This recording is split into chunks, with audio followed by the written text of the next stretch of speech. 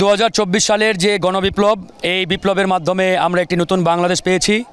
এই নতুন বাংলাদেশে আমরা জনগণের প্রতি, রাজনৈতিক দল, সামাজিক সংগঠন সবার প্রতি আমাদের একটাই বার্তা, তারা যাতে ইতিহাস থেকে শিক্ষা নেয় এবং এই বিপ্লব ছাত্র, জনতা, রাজনৈতিক দল, কৃষক, শ্রমিক, রিক্সা চালক সবাই সম্মিলিতভাবে যে বিপ্লবটি আমরা সাধন করেছি, ফ্যাসিবাদী শক্তিকে উৎখাত করে আমরা দিল্লি পাঠিয়ে দিয়েছি, এখান থেকে যাতে শিক্ষা নেয়। কেউ যদি মনে করে যে আমাদের রাজনৈতিক ক্যাবলা ঢাকা নয় দিল্লি, দিল্লিকে খুশি না করলে আমরা ক্ষমতার চেয়ারে বসতে পারবো না, ক্ষমতায় আসতে পারবো না, তাহলে তাদের পরিণতি ঠিক হাসিনার মতোই হবে।